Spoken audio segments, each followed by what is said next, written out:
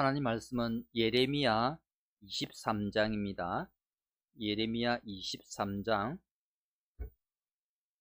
제가 가진 성경 구약 1087페이지입니다. 23장 23절 24절, 그리고 또 로마서 1장 19절과 20절인데 이 앞에도 나와 있으니까 같이 앞을 보면서 한 절씩 같이 천천히 한번 읽어보도록 하겠습니다.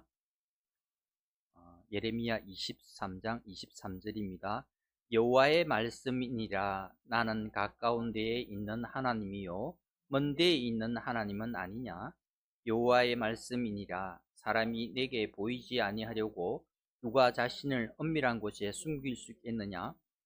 여호와가 말하노라. 나는 천지에 충만하지 아니하냐.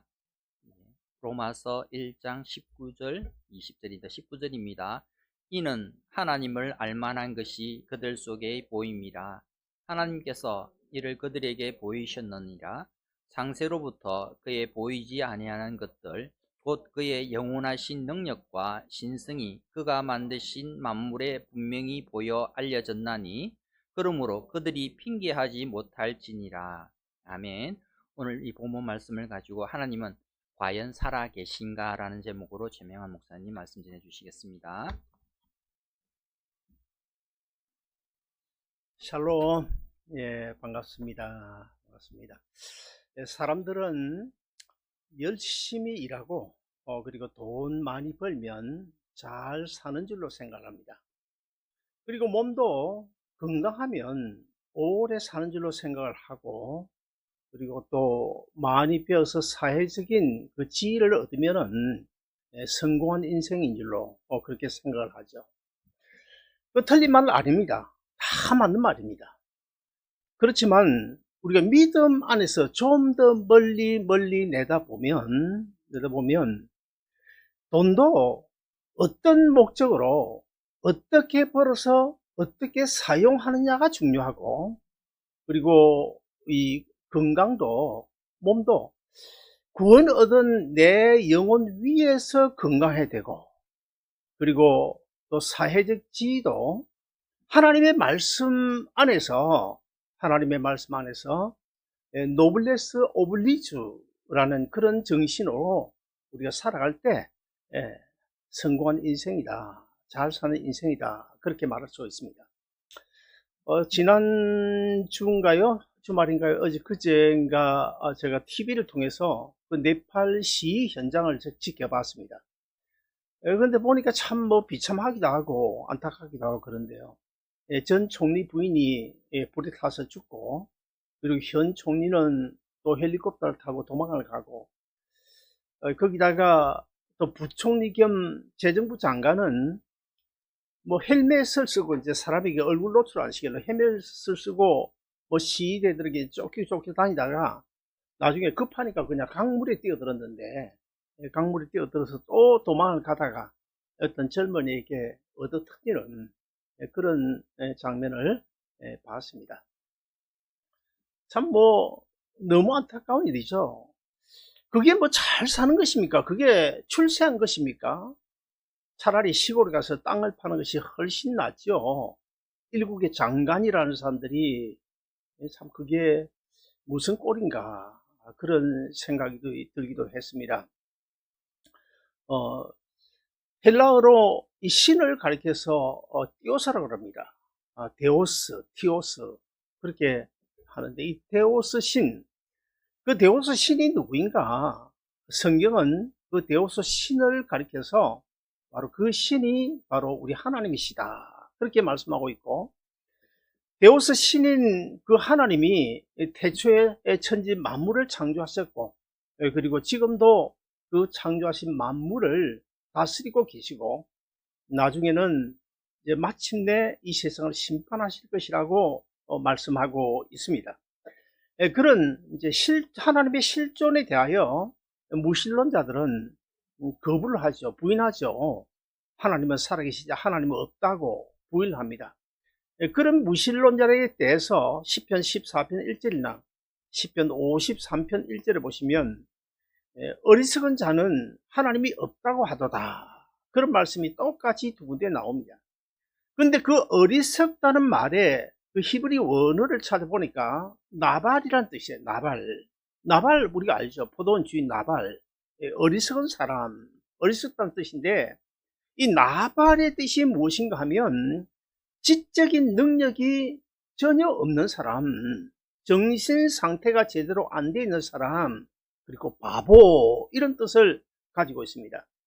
그건 무슨 말인가 하면 지적인 이 상태가 제대로 되어 있지 않은 사람, 정신 상태가 온전치 못한 사람이 어리석은 사람인데 그 어리석은 사람들이 하나님이 없다라고 말한다면 그러면 지적으로 정상적인 사람, 정신 상태가 온전한 사람이라면 하나님이 없다고 부인할 수 없다는 이야기예요. 절대로 하나님이 없다고 부인할 수 없다. 그런 이야기입니다.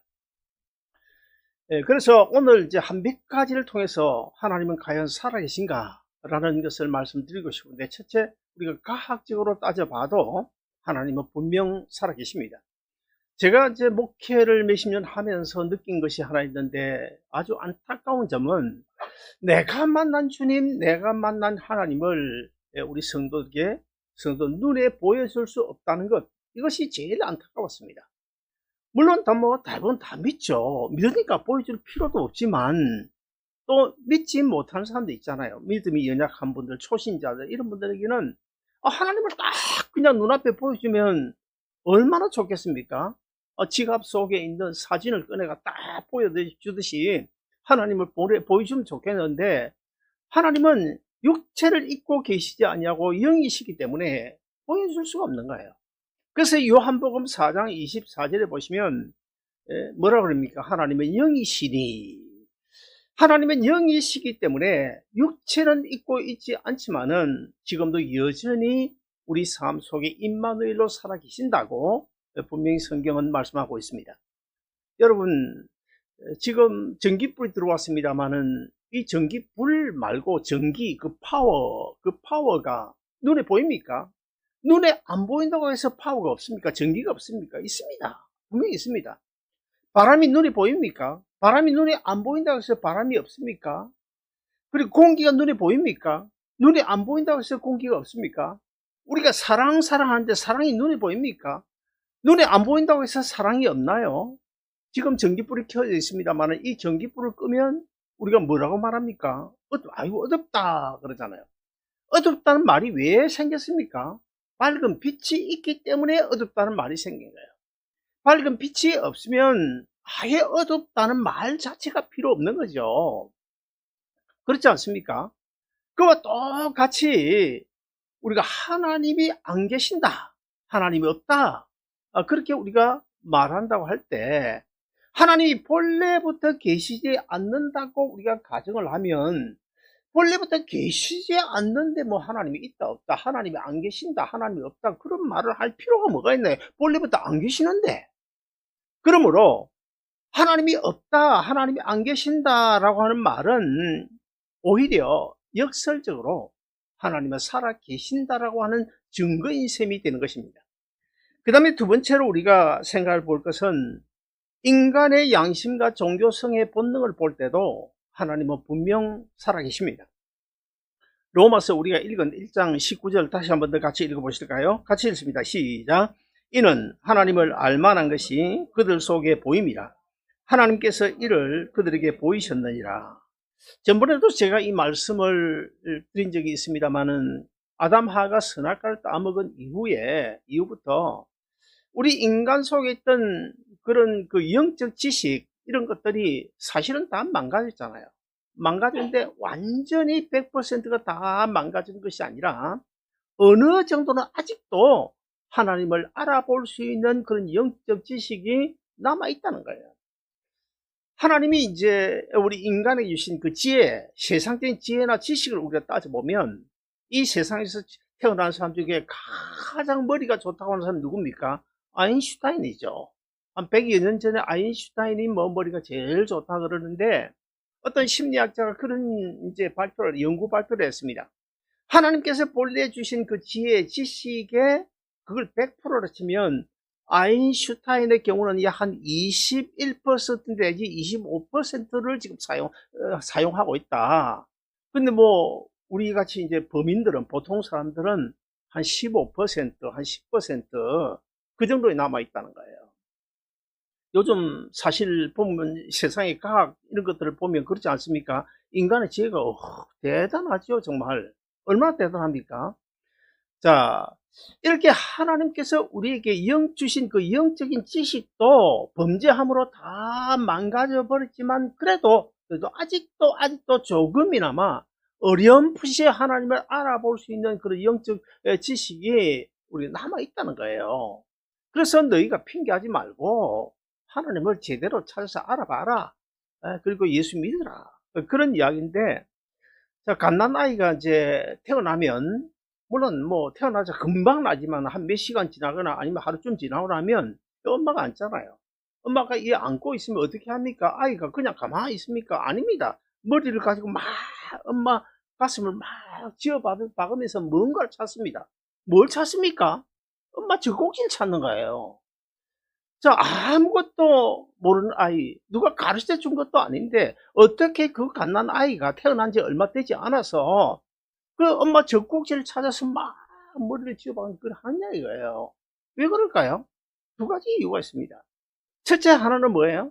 엄마 젖꼭지가 있기 때문에 그러는 거예요. 엄마 젖꼭지가 있기 때문에 그러는 거예요. 그 다음에 두 번째로는 먹을 것을 찾는 식욕의 본능이기 때문에, 사람은 식욕의 본능이 있기 때문에 먹을 것을 찾게 돼 있는 거예요. 입을 벌리고 먹을 것을 찾게 돼 있다. 그러면 여러분, 자, 코가 왜 있는 것입니까? 맡을 냄새가 있기 때문에 코가 있습니까? 아니면 코가 있기 때문에 냄새가 있는 것입니까? 어느 것입니까? 모르겠어요. 너무나 쉬운 문제인데, 맡을 냄새가 있기 때문에 하나님께서 코를 만드신 거예요. 그동안에 인류 역사 이래로 그 아주 논란이 되어온 사건이 하나 있었는데, 그게 뭐냐면 닭이 먼저냐 병아리가 먼저냐 이거예요. 계란이 먼저냐 이건데, 이게 뭐 1년, 2년, 10년, 20년도 아니고 뭐 수천 년을 두고 내려오면서 닭이 먼저다, 계란이 먼저다. 그러다가 지난 2010년도에 영국의 워익대하고 세필드 대학이 연구를 했는데 결국에는 닭이 먼저다. 이것을 이제 세계 과학자 협회에서 공인을 해버렸어요. 이제 더 이상 논란이 안 됩니다. 그러므로 이 닭이 먼저라는 건 뭐예요? 하나님이 창조주이심을 인정하는 거예요. 계란이 먼저다 하면 문제가 생기죠. 창조주 하나님에 대한 문제가 생기지만 닭이 먼저다, 이미 그거는 이제 더 이상 논란거리가 아닙니다. 자, 그러므로 이제 코가 먼저냐?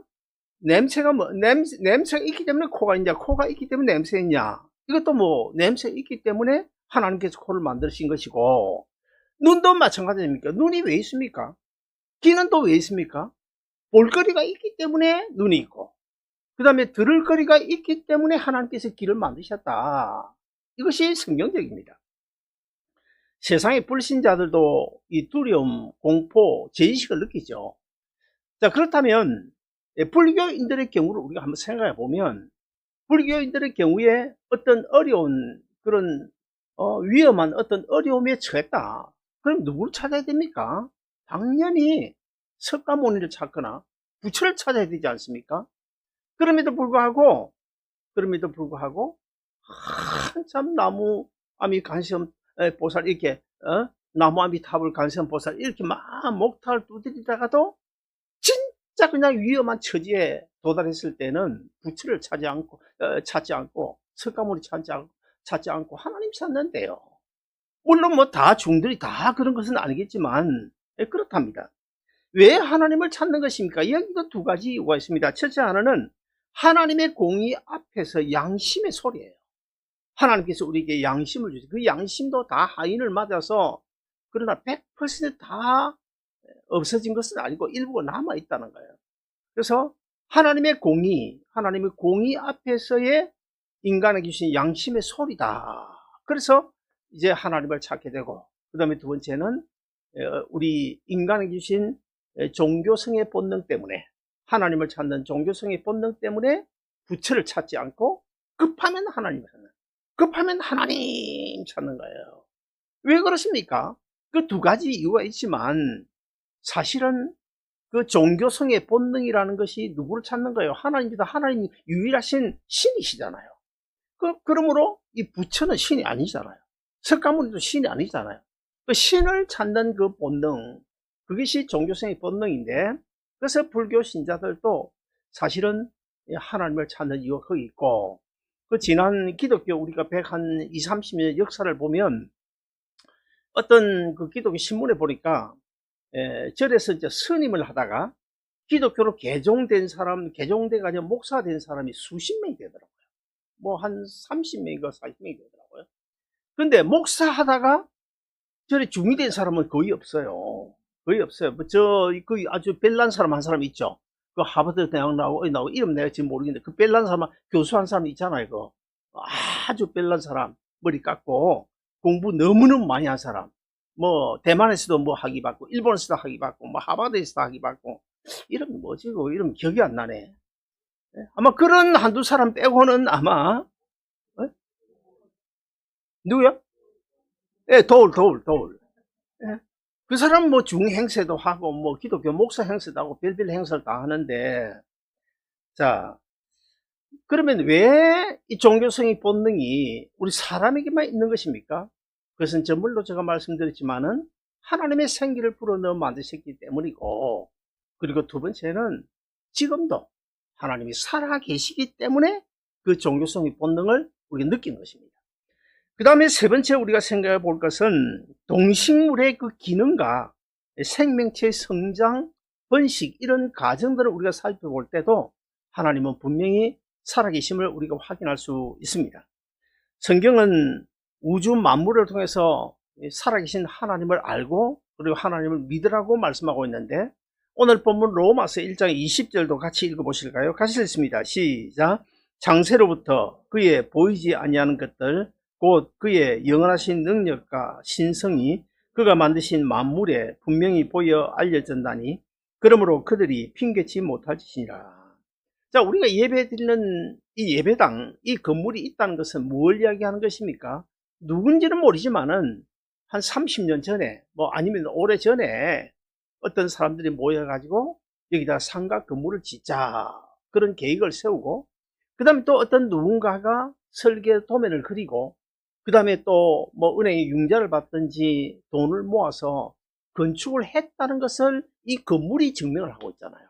이 건물이 있다는 것은, 자, 그와 같이 세상의 모든 것은 누군가가 지은 사람이 있어요. 지은 사람이. 그래서 히브리서 3장 4절에 보시면 우리에게 뭐라고 말씀하십니까? 집마다 지은 자가 있으니 만물을 지으신 이는 누구시라고요? 하나님이시니라. 히브리서 3장 4절에 기록되어져 있어요. 자, 여러분, 땅 속에 이제 우리가 씨를 뿌립니다. 씨앗을 심습니다. 그 씨앗이 참 신기하게도 한 일주일 열흘 되면 이제 움트가 나오잖아요. 그리고 또 사실은 이 나무나 식물, 수상식물이 아닌 이상은 나무나 식물들은 이 물에다가 담가 놓으면 썩습니다.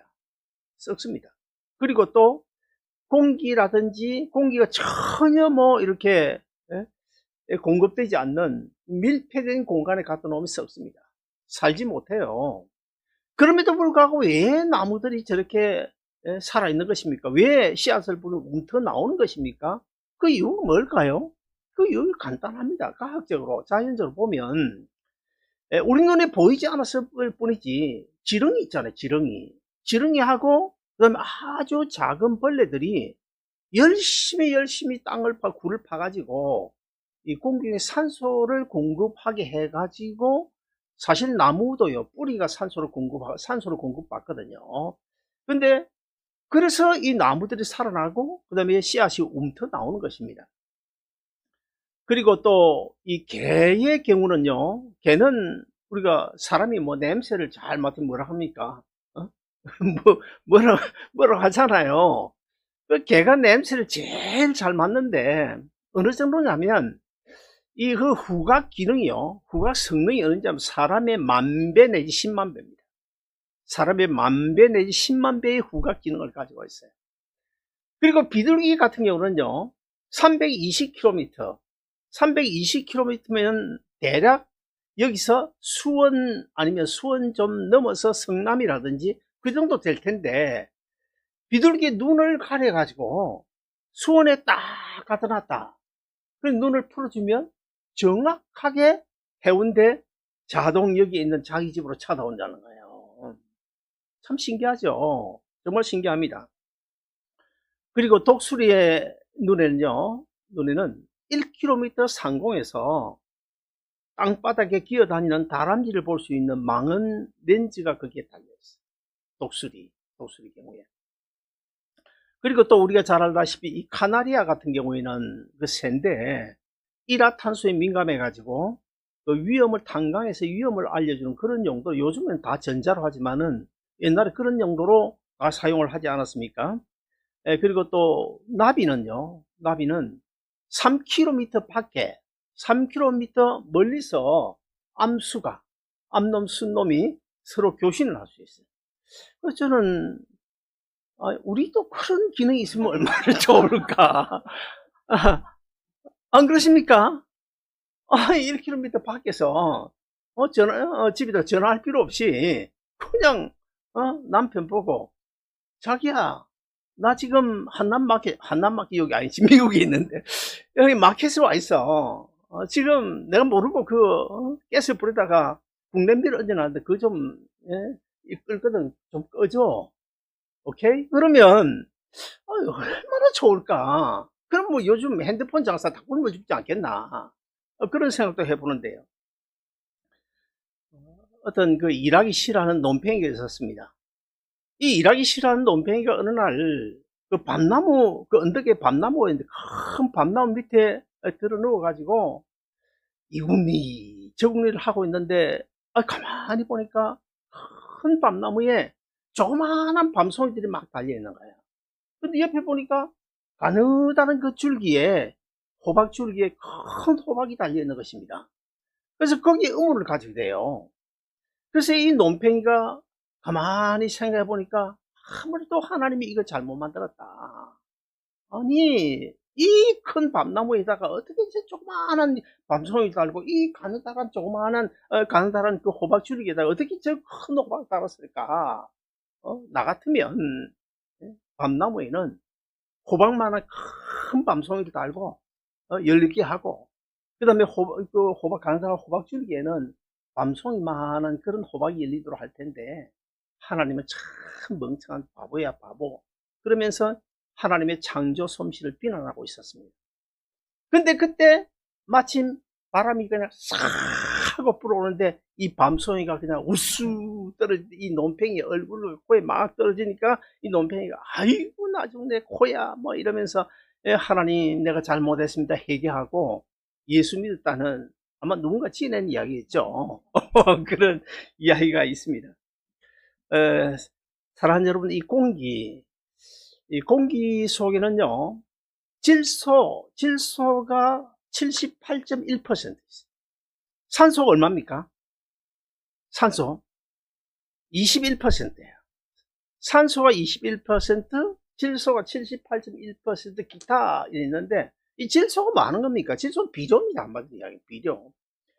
자, 하나님께서 이 공기 중에 있는 이 질소를 분리시켜 가지고 식물의 비료로 삼기 위하여 사용하는 것이 방법이 뭔지 아세요? 내성병력입니다. 그리고 번개입니다. 번개.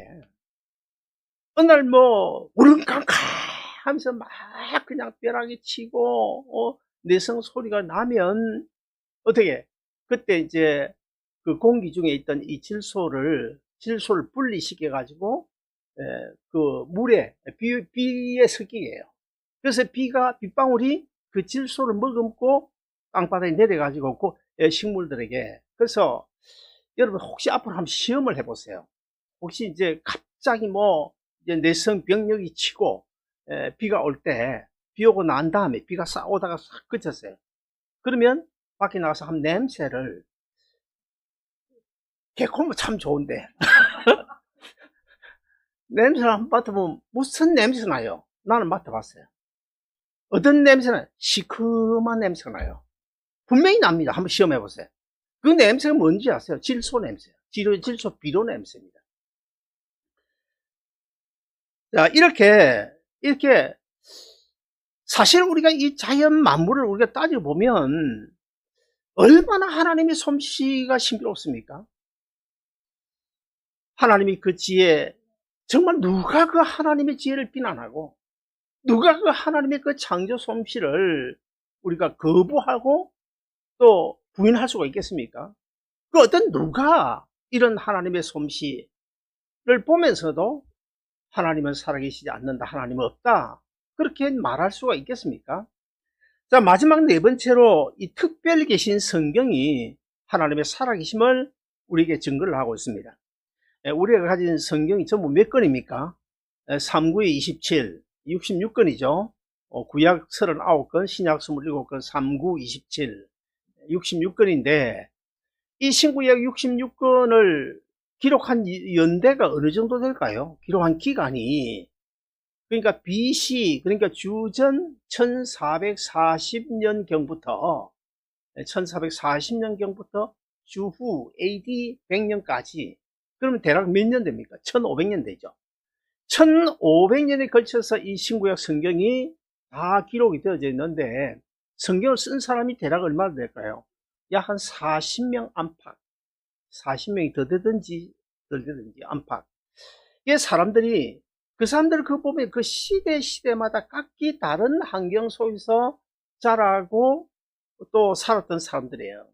전혀 서로가 알지 못하는 사람들입니다.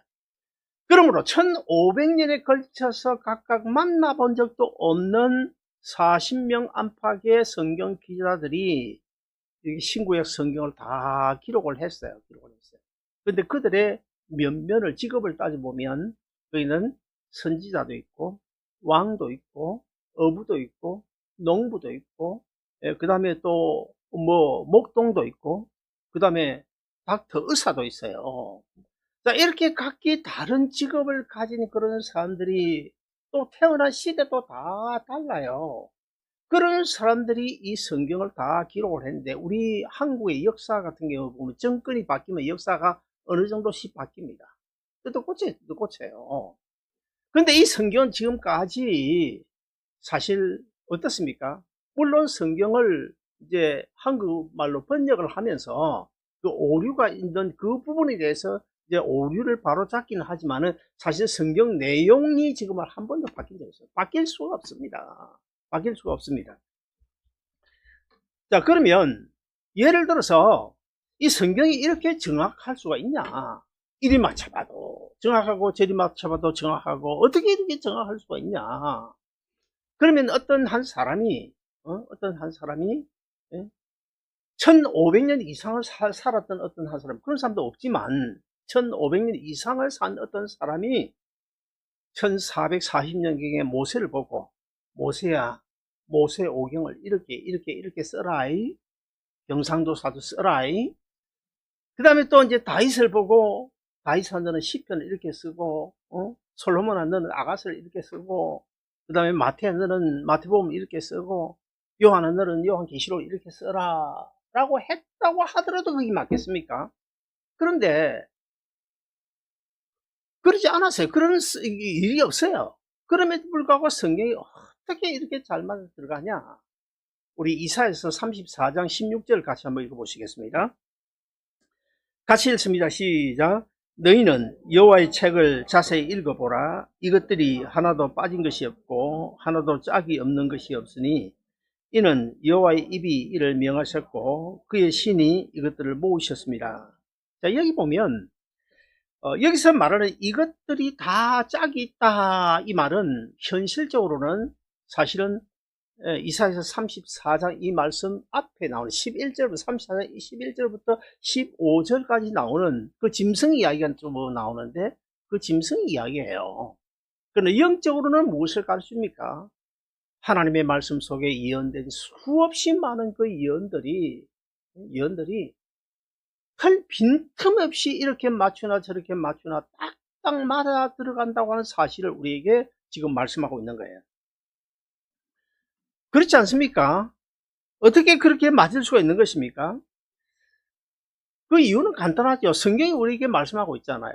성경이 뭐라고 말씀합니까? 디모데후서 3장 16절인가요? 거기 보면 모든 성경은 하나님의 감동으로 된 것이다. 하나님의 감동으로 된 것이기 때문에 성경은 시간과 공간을 초월하신 성령 하나님께서 모세에게 시간을 초월하니까 뭐 1500년이 상관이 없죠. 그 성령님이 모세에게, 다윗에게, 뭐 솔로몬에게, 뭐 스가랴 선지자에게, 뭐 요한에게, 마태에게 감동을 주어서 썼기 때문에 이렇게 지금 빈틈이 없이 잘 맞아 들어가는 것입니다. 사랑하는 여러분, 이제 말씀을 맺겠습니다. 하나님은 우리의 안고 일어섬을 아시죠? 분명히 알고 계십니다. 하나님이 내가 어디서 무엇을 한지도 알고 계십니다. 하나님은 지금 내가 무슨 말을 하고 있는지도 알고 계십니다. 자, 우리 시편 139편 7절 8절 같이 한번 읽어보실까요? 시편 139편 같이 읽어보시겠습니다. 시작. 내가 주의 영을 떠나 어디로 가며 주의 앞에서 어디로 피하리까? 내가 하늘에 올라갈지라도 거기 계시며 스월에 내 자리를 펼지라도 거기 계시나이다. 예레미야서 23장 오늘 본문 23절 24절도 같이 읽어보시겠습니다. 시작. 여호와의 말씀이니라. 나는 가까운 데에 있는 하나님이요 먼 데에 있는 하나님은 아니시냐. 사람이 내게 보이지 아니하려고 누가 자신을 은밀한 곳에 숨길 수 있겠느냐. 여호와가 말하노라. 나는 천지에 충만하지 아니하냐. 천지에 충만하신 하나님 아버지, 그리고 시간과 공간을 초월하신 성령 하나님께서 이제 모든 40명 안팎의 그 성경 기자들에게 다 감동을 주어서 썼기 때문에 사실 우리 성경을 보면 그렇잖아요. 이 짝을 맞춰보는 것도 참 재미가 있습니다. 성경을 그냥 줄줄 읽는 것도 좋지만은 구약 성경을 읽을 때 구약 성경에 예언된 그 예언이 신약 성경에 어디에 나오냐, 어디에서 이루어지냐, 이런 것들을 한번 이 짝을 맞춰보면 참 좋아요.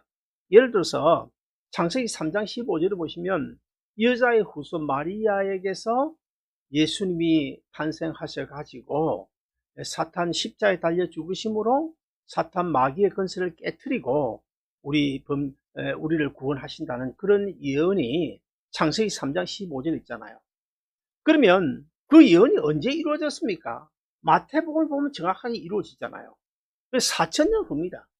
4,000년 전에 예언되어진 그 내용이 4,000년 후에 마태복음에서 정확하게 이루어지고, 그리고 또 이사야서에서 예언한 내용이 700년 후에 마가복음에서 그대로 이루어지고, 그리고 또 스가랴서나 아니면 말라기 선지자가 예언한 그 예언의 내용들이 400년 후에 누가복음이나 마태복음이나 복음서에서 그대로 이루어졌다는 사실, 이것이 우리에게 하나님은 살아계신다는 사실을 증명하고 있는 줄로 믿으시기를 바랍니다. 하나님은 오늘 또 해가 뜨고 지게 하셨습니다. 우리가 예배드리는 이 시간에도 지렁이와 작은 벌레들은 하나님의 명령에 따라서 지금 식물들이 산소를 공급받을 수 있도록 열심히 지금 우리가 예배드리는 이 순간에도 지금 땅을 열심히 파고 있어요. 왜냐하면 하나님의 명령이기 때문에 그 일을 지금 하고 있습니다. 그리고 식물에게 비료를 주기 위해서 내성을 발하시고 번개를 치게 하시는 하나님, 그분 하나님이 과연 안 계실까요? 그분 하나님이 없이 그런 일들이 다 이루어질까요? 그뿐이 아닙니다.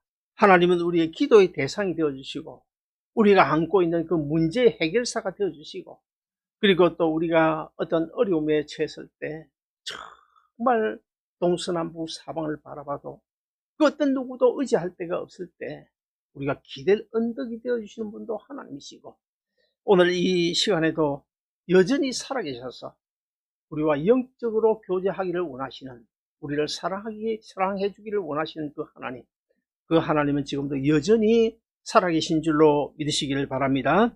사랑하는 여러분, 이제 우리 모두 살아 역사하시는 하나님께 내 모든 문제를 맡기고, 그분 하나님이 내 인생을 어떻게 인도해 가시든 간에 전폭적으로 그분을 의지하고 그분에게 모든 것 맡기고, 그래서 하나님의 그 역사하심 가운데, 하나님의 도우심 가운데, 믿음 가운데 승리하시기를 주의 이름으로 축원드립니다.